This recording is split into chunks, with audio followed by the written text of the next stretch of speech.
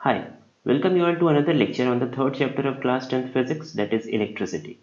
The topic of this video is Ohm's law. जी हाँ, एक law जिसके बारे में हम बचपन से पढ़ते आ रहे हैं और जाने अनजाने इस लॉ को हम एक formula V is equals to IR से रिलेट करते आ रहे हैं. In this video, we will learn what Ohm's law actually states, यानी कि Ohm's law एक्चुअल में कहता क्या है. इसके अलावा हम देखेंगे कि Ohm's law की क्या क्या लिमिटेशंस है, यानी किस तरह के मटेरियल्स ओम्स लॉ को फॉलो करते हैं और किस तरह के मटेरियल्स ओम्स लॉ को फॉलो नहीं करते, और जो मटेरियल्स ओम्स लॉ को फॉलो कर भी रहे हैं वो किन कंडीशंस में ओम्स लॉ को फॉलो करना बंद कर देते हैं. At the end of this video, we will also solve a numerical problem to make our concept crystal clear. So this is Anand. You are watching 23.5 degrees. Let's start.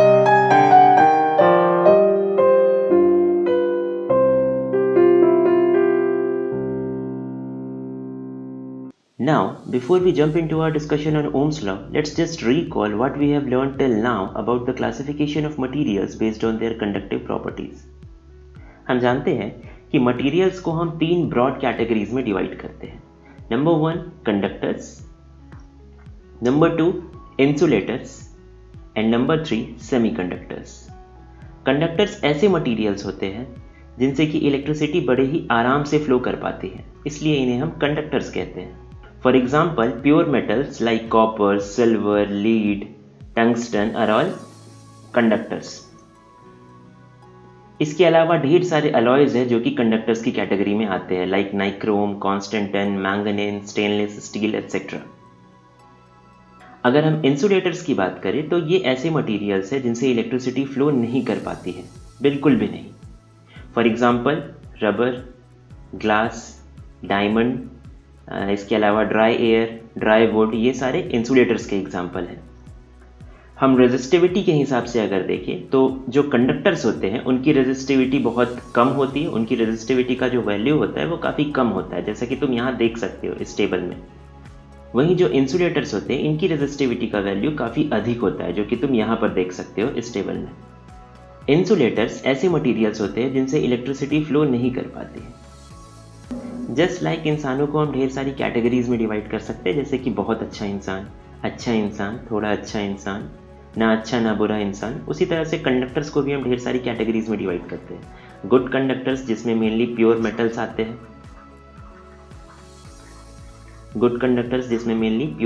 आते हैं, ये best conductors होते हैं. इसके अलावा good conductors के ठीक एक स्टेप नीचे हम कह सकते हैं रेजिस्टर्स आते हैं. रेजिस्टर्स की जो रेजिस्टिविटी होती है वो गुड कंडक्टर से थोड़ी अधिक होती है, यानी ये गुड कंडक्टर से थोड़े खराब कंडक्टर होते हैं. तो सबसे अच्छे कंडक्टर्स होते हैं प्योर मेटल्स, जिन्हें हम गुड कंडक्टर्स भी कहते हैं. उसके बाद आते हैं रेजिस्टर्स में मेनली अलॉयज आते हैं, जैसा कि तुम यहाँ देख सकते हो.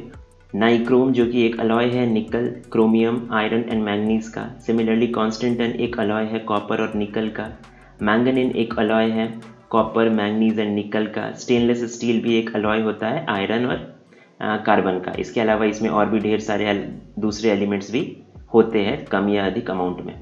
ठीक है, तो ये सभी अलॉयज हैं और इन्हें हम जनरली रेजिस्टर्स कहते हैं. ठीक है, अलॉयज जो होते हैं सबसे अच्छे कंडक्टर्स होते हैं प्योर मेटल्स, और प्योर मेटल्स के बाद आते हैं अलॉयज. इनके अलावा और भी अलॉयज है, तो सभी को लिखना तो एक टेबल में पॉसिबल नहीं है. उसके बाद आते हैं पुअर कंडक्टर्स, यानी कि इलेक्ट्रिसिटी को कंडक्ट ये भी करेंगे लेकिन गुड कंडक्टर्स या फिर रेजिस्टर से काफ़ी कम. इन्हें हम पुअर कंडक्टर्स कहते हैं. For example, carbon in the form of graphite is a poor conductor. Distilled water जो होता है वो भी एक इंसुलेटर का ही एग्जाम्पल होता है, यानी कि जो प्योर वाटर होता है वो भी एक तरह का इंसुलेटर है. फिलहाल क्लास 10th में हमें सिर्फ कंडक्टर्स और इंसुलेटर्स के बारे में ही पढ़ना है. वैसे मटेरियल्स को हम और भी कैटेगरीज में डिवाइड करते हैं, जैसे कि यहाँ पे तुम देख सकते हो सेमीकंडक्टर्स. इसके अलावा सुपर कंडक्टर्स भी होते हैं, लेकिन सुपर कंडक्टर्स के बारे में हम थोड़ा भी डिस्कशन नहीं करेंगे. सेमीकंडक्टर्स के बारे में हालांकि हमें पढ़ना नहीं है, लेकिन हम थोड़ा बहुत जान लेते हैं. देखो, as the name suggest, semiconductors ऐसे मटेरियल्स होते हैं जिनकी कंडक्टिविटी कंडक्टर्स और इंसुलेटर्स के बीच लाई करती है. सेमीकंडक्टर्स की अगर हम बात करें तो they can exist in both elemental and compound state, यानी कि सेमीकंडक्टर एलिमेंटल फॉर्म में भी पाए जाते हैं और एक कंपाउंड के रूप में भी पाए जाते हैं. एलिमेंटल फॉर्म में अगर हम एग्जांपल देखें तो सिलिकॉन हो गया, जर्मेनियम हो गया, और भी ढेर सारे एग्जांपल होते हैं एलिमेंटल फॉर्म के.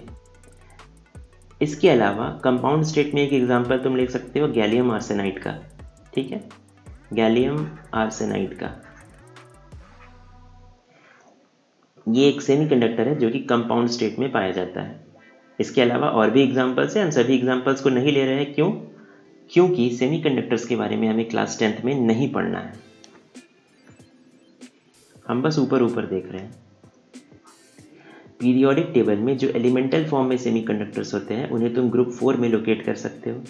Apart from all this, semiconductors के बारे में एक और बहुत ही इंपॉर्टेंट पॉइंट ये है दैट जो प्योर सेमीकंडक्टर्स होते हैं, जिन्हें हम इंटरिंसिक सेमीकंडक्टर्स भी कहते हैं, ये एक इंसुलेटर की तरह बिहेव करते हैं। वहीं अगर इनमें तुम बहुत ही छोटा अमाउंट इम्प्योरिटी का मिक्स कर दो, ये इम्प्योरिटी क्या होते हैं वो उस पर हम डिस्कस नहीं करने वाले हैं।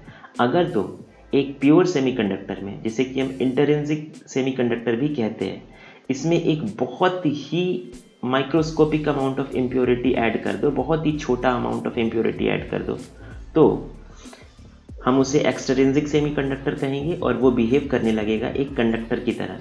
एक सेमीकंडक्टर की कंडक्टिविटी काफ़ी अधिक बढ़ जाती है अगर उसमें तुम इवन बहुत ही छोटा अमाउंट ऑफ इम्प्योरिटी ऐड कर दो, ठीक है। सेमीकंडक्टर का जो एप्लीकेशन होता है वो इलेक्ट्रॉनिक इंडस्ट्री में बहुत ज़्यादा होता है। 1920s 1930s के आसपास सेमीकंडक्टर्स की डिस्कवरी हुई थी। उसके बाद क्योंकि सेमीकंडक्टर्स बहुत अधिक इफ़िशियंट हैं, बहुत ही कॉम्पैक्ट फॉर्म में, बहुत ही छोटे फॉर्म में ये बहुत ही बड़े बड़े काम कर देते हैं, ठीक है, ये बहुत इफ़िशियंट होते हैं। और सबसे बड़ी बात, सेमीकंडक्टर की प्रॉपर्टीज़ को हम बहुत ही आराम से, बहुत ही ईजिली कंट्रोल कर सकते हैं। हम ये डिसाइड कर सकते हैं कि एक सेमीकंडक्टर कितना कंडक्ट करेगा, ठीक है। अगर हम चाहें कि एक सेमीकंडक्टर बहुत ही अच्छे तरीके से कंडक्ट करे तो हम वैसा सेमीकंडक्टर बना सकते हैं बहुत ही आराम से। अगर हम चाहें कि एक सेमीकंडक्टर बहुत ही कम कंडक्ट करे या एक इंसुलेटर की तरह बिहेव करे तो हम उस तरह के सेमीकंडक्टर भी बना सकते हैं बहुत ही आराम से। तो सेमीकंडक्टर्स की जो कंडक्टिव प्रॉपर्टी होती है उसे हम बहुत ही ईजिली मैनिपुलेट कर सकते हैं अपनी ज़रूरत के हिसाब से। और इस रीज़न से सेमीकंडक्टर्स की जो एप्लीकेशंस है वो बहुत ही वाइड है। जिस लैपटॉप या सेलफोन में तुम इस वक्त इस वीडियो को देख रहे हो, या जिस टैबलेट में तुम इस वीडियो को देख रहे हो, जो भी इलेक्ट्रॉनिक डिवाइस तुम यूज़ करते हो, वो सभी सेमीकंडक्टर्स की ही देन है। अगर सेमीकंडक्टर्स नहीं होते तो इतने कॉम्पैक्ट फॉर्म में तुम्हारा लैपटॉप, तुम्हारा पीसी, तुम्हारा टैबलेट, ये सभी इतने कॉम्पैक्ट फॉर्म में और इतने इफ़िशियंट वे में काम नहीं कर पाता, ठीक है। सेमीकंडक्टर के बारे में एक और इम्पॉर्टेंट बात, सेमीकंडक्टर्स में हम ये भी डिसाइड कर सकते हैं कि करंट किस डायरेक्शन में फ्लो करेगा और किस डायरेक्शन में फ्लो नहीं करेगा। कुछ सेमीकंडक्टर डिवाइसेस होते हैं लाइक डायोड्स, लाइक ट्रांजिस्टर्स, वहाँ पे क्या होता है ना, हम करंट के डायरेक्शन को भी डिसाइड कर लेते हैं बहुत ही आराम से। यानी कि मान लो कि तुम्हारे पास एक कंडक्टर है, थोड़ी देर के लिए एक कॉपर का पीस है, तो तुम चाहो तो करंट इस डायरेक्शन में फ्लो करेगा, ठीक है, और अगर तुम चाहो तो करंट इस डायरेक्शन में भी फ्लो करेगा। यानी यहाँ पे करंट दोनों डायरेक्शन में फ्लो करते हैं। लेकिन semiconductor devices like transistors, like diodes, यहाँ पर क्या होता है ना, करंट जो होता है वो यूनिडायरेक्शनल होता है। यानी कि करंट एक डायरेक्शन में तो फ्लो करेगा लेकिन दूसरे डायरेक्शन में करंट फ्लो नहीं करेगा, ठीक है। इसके अलावा और भी ढेर सारी प्रॉपर्टीज़ है जो कि सेमीकंडक्टर को यूनिक बनाती है। Semiconductors are future materials. You can not imagine the electronic industry without semiconductors. Another important point that I want all of you to know is that certain alloys होते हैं, ढेर सारे alloys होते हैं, like nichrome, like constantan, like manganene। इन alloys में जो resistivity का value होता है ना, ये टेम्परेचर के साथ ना के बराबर वेरी करता है। तुम टेम्परेचर वेरी करते जाओ, इनकी रेजिस्टिविटी का वैल्यू बहुत ही धीरे धीरे चेंज होता है। तुम इसे नेग्लेक्ट कर सकते हो, ये इतना धीरे धीरे चेंज होता है। फॉर दिस रीज़न हम कह सकते हैं कि टेम्परेचर वेरिएशन के बाद भी, टेम्परेचर वेरिएशन के साथ कुछ अलॉयज़ होते हैं, जैसे कि यहाँ पे मैंने 3 एग्जाम्पल दिया है, इनकी जो रेजिस्टिविटी होती है वो मोर और लेस कांस्टेंट होती है। फॉर दिस रीज़न हम इनका यूज़ करते हैं स्टैंडर्ड रेजिस्टर्स बनाने के लिए। स्टैंडर्ड रेजिस्टर्स, क्योंकि इनकी रेजिस्टिविटी कांस्टेंट होती है, लगभग कांस्टेंट होती है, टेम्परेचर का इनकी रेजिस्टिविटी पे कोई खास फर्क नहीं पड़ता है। Finally coming to the Ohm's law. Ohm's law states that electric current flowing through a conductor is directly proportional to the potential difference V across its ends, provided its temperature remains the same। ठीक है, ये कहता है Ohm's law। That means ढेर सारे ऐसे materials हैं in which the voltage is directly proportional to the current provided the temperature remains constant, यानी इन मटेरियल्स के टेम्परेचर को अगर हम कांस्टेंट रखें तो, अगर हम इन मटेरियल्स के टेम्परेचर को कांस्टेंट रखें तो हम देखते हैं कि वोल्टेज हमेशा डायरेक्टली प्रोपोर्शनल होता है करंट के। जब मैं कहता हूँ वोल्टेज हमेशा डायरेक्टली प्रोपोर्शनल होता है करंट के, तो मेरा एक सिंपल सा मतलब ये होता है कि अगर हम VI ग्राफ ड्रॉ करें तो वोल्टेज और करंट के बीच जो कर्व आएगा वो एक स्ट्रेट लाइन होगा, जैसा कि तुम यहाँ देख सकते हो। ओके, दैट मीन्स अगर V is directly proportional to I, इसका एक सिंपल सा मतलब ये है कि V बाय I करो तो वो एक कांस्टेंट होगा, राइट। V बाय I करो तो वो एक कांस्टेंट होगा। इस कांस्टेंट को हम रेजिस्टेंस कहते हैं, रेजिस्टेंस ऑफ द मटेरियल। तो ओम्स लॉ यही कहता है कि V बाय I हमेशा एक कांस्टेंट आएगा। This is Ohm's law. कब? ये सभी मटेरियल्स के लिए ऐसा नहीं होगा। कुछ मटेरियल्स होते हैं जिनमें V बाय I कांस्टेंट आएगा, यानी V डायरेक्टली प्रोपोर्शनल होगा I के, वोल्टेज डायरेक्टली प्रोपोर्शनल होगा करंट के, प्रोवाइडेड टेम्परेचर रिमेन्स कांस्टेंट। अगर टेम्परेचर वेरी करोगे तो फिर ये जो लीनियरिटी रिलेशनशिप तुम देख रहे हो, यानी V डायरेक्टली प्रोपोर्शनल है I के, ये लीनियर नहीं रह जाएगा, ये लीनियरिटी से डेविएट कर जाएगा। हो सकता है अगर टेम्परेचर वेरी कर दो तो फिर ये तुम्हें एक कर्व के रूप में ऑब्टेन हो, कुछ इस तरह से या कुछ इस तरह से या किसी और तरीके से। ठीक है, यानी कि V और I का जो रिलेशनशिप है वो लीनियर रहेगा। कब? जब टेम्परेचर कांस्टेंट होगा। वैसे मटेरियल्स देखो, materials obeying Ohm's law are called ohmic materials, यानी वो मटेरियल जिनमें की V is directly proportional to I होता है provided the temperature remains constant. ऐसे मटेरियल्स को हम ओमिक मटेरियल्स कहते हैं। फॉर एग्जांपल जो मेटल्स होते हैं, इसके अलावा ग्रेफाइट, ढेर सारे अलॉयज होते हैं, ये सभी ओमिक मटेरियल है। ऑन द अदर हैंड कई सारे मटेरियल्स ऐसे होते हैं जो कि ओम्स लॉ को फॉलो नहीं करते, इन्हें हम नॉन ओमिक मटेरियल्स कहते हैं, नॉन ओमिक मटेरियल्स।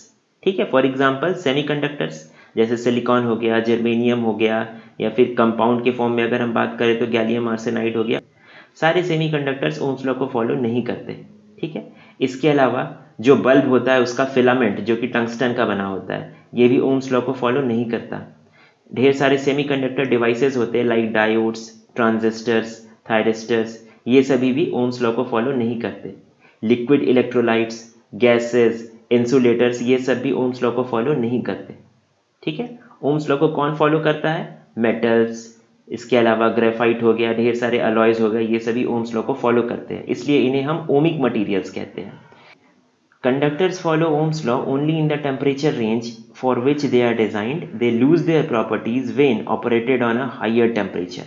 ठीक है, यानी कि एक खास रेंज ऑफ टेम्परेचर होता है जिसके लिए हम कंडक्टर्स को डिज़ाइन करते हैं कि वो उसी रेंज ऑफ टेम्परेचर में काम करे।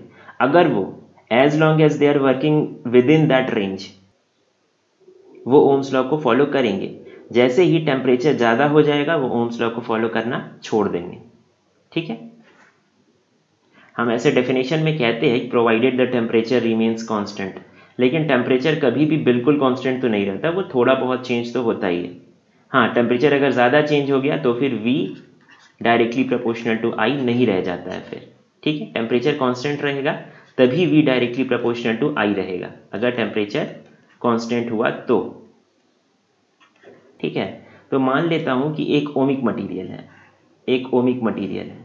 ठीक है, हम जानते हैं ओमिक मटेरियल ओम्स लॉ को फॉलो करेगा, यानी इसमें V is directly proportional to I होगा provided the temperature remains constant. तो अब होता क्या है कि मान लेते हैं V है, यहाँ I है, ये ओम्स लॉ को फॉलो कर रहा है। हम देख रहे हैं VI ग्राफ एक स्ट्रेट लाइन है, लेकिन जैसे ही देखो जब करंट की वैल्यू एक सर्टेन वैल्यू से अधिक हो जाती है, यानी करंट हाई हो जाता है, तो क्या होगा? हीटिंग इफेक्ट अधिक होगा। ठीक है, करंट अधिक होने से हीट ज़्यादा प्रोड्यूस होगा, और हीट ज़्यादा प्रोड्यूस होने के कारण टेम्परेचर वेरी करने लगेगा बहुत तेज़ी से। ठीक है, और जब टेम्परेचर वेरी करने लगेगा तो हम देखेंगे ये जो V और I के बीच का रिलेशनशिप है ये स्ट्रेट लाइन नहीं रह जाएगा, ये भी एक कर्व के रूप में हो जाएगा। ठीक है, तो हमने देखा कि जब तक करंट बहुत ज़्यादा नहीं था, यानी टेम्परेचर मोर और लेस कांस्टेंट था, तब तक इस मटेरियल ने ओम्स लॉ को फॉलो किया। जब करंट ज़्यादा हो गया तो ज़्यादा हीट डेवलप हुआ, ज़्यादा हीट डेवलप हुआ तो ज़्यादा टेम्परेचर जो है वो तेज़ी से राइज करने लगा, टेम्परेचर राइज करने लगा यानी टेम्परेचर अब कांस्टेंट नहीं है, तो फिर वी आई रिलेशनशिप जो है ये भी स्ट्रेट लाइन नहीं रहा, यानी कि v डायरेक्टली प्रोपोर्शनल टू आई नहीं रहा। हमेशा याद रखो कि ओम्स लॉ ये नहीं कहता कि v is equals to I R होगा। ओम्स लॉ ये नहीं कहता कि v is equals to I R होगा। ओम्स लॉ बस इतना कहता है कि ढेर सारे ऐसे मटेरियल्स हैं जिनमें अगर टेम्परेचर को कांस्टेंट रखोगे तो v डायरेक्टली प्रोपोर्शनल टू आई होगा।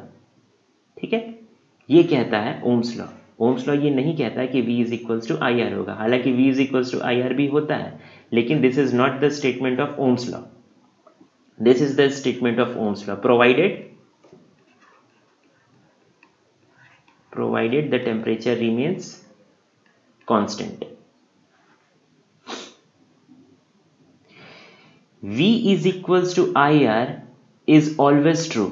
याद रखो V is equals to IR जो फॉर्मूला है ये तुम हमेशा अप्लाई कर सकते हो, ये तुम कहीं भी अप्लाई कर सकते हो, फिर चाहे कोई मटेरियल ओमिक मटेरियल है या वो नॉन ओमिक मटेरियल है, फिर चाहे हम कंडक्टर्स की बात कर रहे हो, हम सेमी कंडक्टर्स की बात कर रहे हो, हम डायोड्स की बात कर रहे हो, ट्रांजिस्टर्स की बात कर रहे हो, थायरिस्टर्स की बात कर रहे हो, liquid electrolytes, gases, insulators, tungsten filament, कुछ भी, V is equals to I R is always true. ठीक है, लेकिन V is proportional to I provided the temperature remains constant only for ohmic material. सिर्फ ओमिक मटेरियल्स के case में ही V directly proportional होगा I के, provided the temperature of the material remains constant. ठीक है, लेकिन V is equals to I R ये हमेशा सही होगा। इन दोनों में जो ऑब्वियस अंतर है वो ये है कि इस रिलेशनशिप में V is equals to I R में R हो सकता है वेरी कर रहा हो, लेकिन इस रिलेशनशिप में R कांस्टेंट है। जैसे यहाँ पर देखो एक मटेरियल जो कि ओमिक मटेरियल है, ये ओम्स लॉ को फॉलो कर रहा है, इसलिए VI रिलेशनशिप जो है वो एक स्ट्रेट लाइन आ रहा है। ठीक है, यहाँ पे तुम किसी भी पॉइंट पे अगर V, यहाँ पर V की वैल्यू ये है, मान लेते हैं चलो 2 वोल्ट, 4 वोल्ट, 6 वोल्ट, 8 वोल्ट। अब यहाँ पर भी हम मान लेते हैं 1 एम्पियर, 2 एम्पियर, 3 एम्पियर, 4 एम्पियर। अब यहाँ पर देखो किसी भी पॉइंट पे अगर तुम, क्योंकि ये एक ओमिक मटेरियल है, that means V is proportional to I, this implies V by I is equals to constant. V by I is equals to constant. इस कॉन्स्टेंट को हम रेजिस्टेंस कह सकते हैं, ये कॉन्स्टेंट रेजिस्टेंस ही है। ठीक है, तो यहाँ पे देखो इस पॉइंट पे V बाय I रखो, V बाय I यानी 2 बाय 1 दैट इज 2। इस पॉइंट पे 4 बाय 2 दैट इज अगेन 2। इस पॉइंट पे 6 बाय 3 V बाय I यानी 6 बाय 3 अगेन 2, यहाँ भी 2, और बीच में भी किसी भी पॉइंट पे अगर तुम देखोगे तो हर जगह ये जो रेशियो है V और I का ये हमेशा एक कांस्टेंट है जो कि है 2। ठीक है, और ये 2 हमारा रेजिस्टेंस है। यहाँ पर हम किस मटेरियल, कैसे मटेरियल की बात कर रहे थे, एक ओमिक मटेरियल की। अब हम आ जाते हैं एक नॉन ओमिक मटेरियल पे, ये है एक नॉन ओमिक मटेरियल। ठीक है, यहाँ पर देखो जो VI रिलेशनशिप है ये एक स्ट्रेट लाइन नहीं है, ये एक कर्व के रूप में है। तो हम यहाँ पे एक बात तो बहुत ही इजीली नोटिस कर सकते हैं कि V बाय I कांस्टेंट नहीं है। V बाय I जो कि ओमिक मटेरियल के केस में कांस्टेंट था, वो एक नॉन ओमिक मटेरियल के केस में कांस्टेंट नहीं है। यहाँ पर V बाय I कुछ और है, यहाँ कुछ और है, यहाँ कुछ और है, यहाँ कुछ और है, यहाँ कुछ और है, यहाँ कुछ और है, हर जगह कुछ और है। V बाय I का जो वैल्यू है ये वेरी कर रहा है। ठीक है, यानी यहाँ पे V बाय I कांस्टेंट नहीं है, किस केस में, नॉन ओमिक मटेरियल के केस में। लेकिन V is equals to I R formula यहाँ भी वैलिड है। V is not directly proportional to the current, but V is always equals to IR। इस पर्टिकुलर पॉइंट पे जो वोल्टेज होगा वो बराबर होगा इस पर्टिकुलर पॉइंट पे जो करंट है, यानी ये जो करंट होगा मल्टीप्लाइड बाय रेजिस्टेंस। ठीक है, इस पर्टिकुलर पॉइंट पे जो वोल्टेज है that will be equals to I, इस पर्टिकुलर पॉइंट पे जो वोल्टेज है यानी ये वाला, ठीक है, ये that will be equals to I यानी कि ये पूरा इनटू रेजिस्टेंस। अब ये रेजिस्टेंस का जो वैल्यू है ये अलग अलग पॉइंट पे अलग अलग है, राइट, हम देख सकते हैं, क्योंकि ये रेजिस्टेंस क्या है, V बाय आई, ठीक है, क्योंकि ये एक नॉन ओमिक मटेरियल है इसलिए रेजिस्टेंस वेरी कर रहा है, यानी V बाय आई का जो रेशियो है ये वेरी कर रहा है। लेकिन ओमिक मटेरियल के केस में V बाय आई का जो रेशियो था वो वेरी नहीं कर रहा था, वो कांस्टेंट था। यानी ओमिक मटेरियल्स के केस में रेजिस्टेंस कांस्टेंट होता है, जबकि नॉन ओमिक मटेरियल्स के केस में रेजिस्टेंस वेरी करता है। और इसलिए नॉन ओमिक मटेरियल्स के केस में जब हम VI रिलेशनशिप देखते हैं, VI ग्राफ ड्रॉ करते हैं, तो हम देखते हैं हमें एक कर्व ऑब्टेन होता है, ना कि एक स्ट्रेट लाइन, ठीक है। तो हमने देखा जो ओम्स लॉ है, ये एक यूनिवर्सल लॉ नहीं है like the Newton's law of gravitation, ठीक है। Newton's law of gravitation is something you can always apply, वो हमेशा सही है, लेकिन ओम्स लॉ हमेशा सही नहीं है, राइट। ये एक यूनिवर्सल लॉ नहीं है। कुछ मटेरियल्स होते हैं जिन्हें हम ओमिक मटेरियल्स कहते हैं, सिर्फ यही ओम्स लॉ को सेटिस्फाई करते हैं, सिर्फ यही ओम्स लॉ को फॉलो करते हैं, वो भी तब जब टेम्परेचर कांस्टेंट रहे। अगर टेम्परेचर वेरी करने लगेगा तेजी से तो ओमिक मटेरियल भी ओम्स लॉ को सेटिस्फाई नहीं करेंगे, ओमिक मटेरियल भी ओम्स लॉ को फॉलो नहीं करेंगे, ठीक है। तो ओम्स लॉ एक यूनिवर्सल लॉ नहीं है। Now let's solve a numerical problem. The value of current I flowing in a given resistor for the corresponding values of potential difference V across the resistor are given below. यहाँ पे ढेर सारी values है potential difference V का और corresponding value है current I का, ये हमें गिवन है। हमें क्या करना है, एक ग्राफ प्लॉट करना है V और I के बीच, और हमें कैलकुलेट करना है रेजिस्टेंस की वैल्यू, ठीक है। तो मान लेते हैं ये जो वर्टिकल एक्सेस है, जो Y एक्सेस है, ये वोल्टेज को रिप्रेजेंट कर रही है। इधर मान लेते हैं कि ये जो हॉरिजॉन्टल एक्सेस है, X एक्सेस है, ये हमारे करंट को रिप्रेजेंट कर रहा है। तो जब V 1.6 है तो करंट 0.5 है, जब V 1.6 है जो कि लगभग यहाँ पर कहीं होगा, तो करंट 0.5 है जो कि लगभग यहाँ पर कहीं होगा। जब V 1.6 है तो करंट 0.5 है।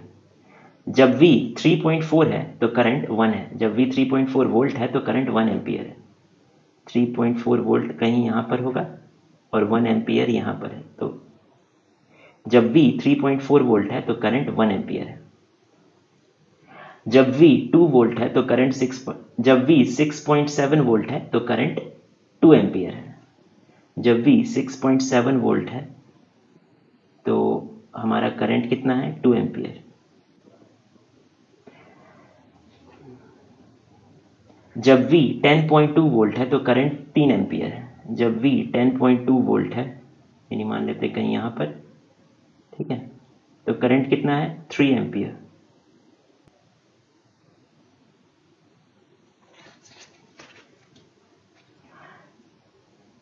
जब V 13.2 वोल्ट है तो करंट 4 एम्पियर है। जब V 13.2 वोल्ट है कहीं यहाँ पर आएगा, ठीक है, तो जो करंट की वैल्यू है वो कितनी है, 4 एम्पियर, ठीक है। अब तुम देखो ये जो ग्राफ हमें ऑब्टेन हुआ ये मोर और लेस एक स्ट्रेट लाइन है, ठीक है। ये जो ग्राफ है ये एक स्ट्रेट लाइन ही है लगभग, तो हम कह सकते हैं कि ये एक ओमिक मटेरियल है। देखो कभी भी तुम्हें एग्जैक्ट स्ट्रेट लाइन ऑब्टेन नहीं होता है, एग्जैक्ट जो आइडियल सिचुएशन होता है वो बस बुक पर ही होता है, ठीक है। थोड़ा बहुत वेरिएशन तुम्हें मिलेगा, अप्रोक्सीमेटली तुम्हें एक स्ट्रेट लाइन ऑब्टेन होगा, तो तुम कह दोगे कि जो मटेरियल है वो एक ओमिक मटेरियल है, ठीक है। अब यहाँ पे हमें रेजिस्टेंस को भी कैलकुलेट करने कहा जा रहा है। ये एक ओमिक मटेरियल है, क्यों, क्योंकि जब हमने VI ग्राफ को प्लॉट किया तो हमने देखा कि हमें एक स्ट्रेट लाइन ऑब्टेन हुआ। That means straight line obtain होने का मतलब ही यही है कि V बाय आई जो है वो हमेशा कांस्टेंट है, ठीक है, कांस्टेंट है।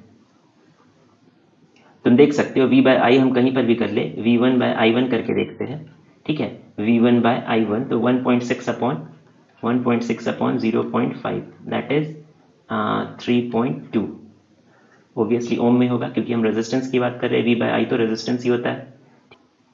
V2 बाय I2 करते हैं तो 3.4 upon 1.0 that is 3.4 ohm. Similarly अगर हम V3 बाय I3 करते हैं, ठीक है, तो 6.7 अपॉन 2, 6.7 अपॉन 2.0 दैट इज 3.35 ओम, 3.35 ओम।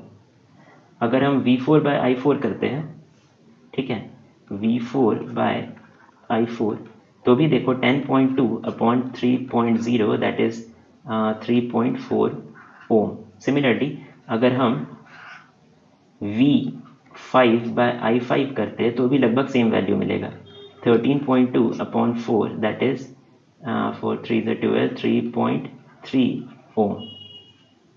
ठीक है, यानी रेजिस्टेंस अप्रोक्सीमेटली कितना है, 3.2 ओम है। अब डायरेक्टली तुम किसी भी वैल्यू को उठा के रख दोगे तो वो थोड़ा गलत होगा। हम जो बेस्ट काम हम कर सकते हैं वो ये है कि रेजिस्टेंस की जितनी भी वैल्यू आ रही है, यानी यहाँ पे 3.2 ओम, 3.4 ओम, 3.35 ओम, 3.4 ओम एंड 3.3 ओम, इन सभी का एवरेज निकाल लेंगे, यानी this plus this plus this plus this plus this divided by 5। ठीक है, तो जो वैल्यू आएगी वो लगभग 3.3 ओम आएगा। यही तुम्हारा रेजिस्टेंस का वैल्यू होगा। रेजिस्टेंस का जो बेस्ट वैल्यू तुम कैलकुलेट कर सकते हो वो है 3.3 ओम। ठीक है, लगभग अप्रोक्सीमेटली वो तुम कैलकुलेट करके देख लेना एग्जैक्टली कितना आता है। So this was all in this video. I really appreciate your time. Thank you.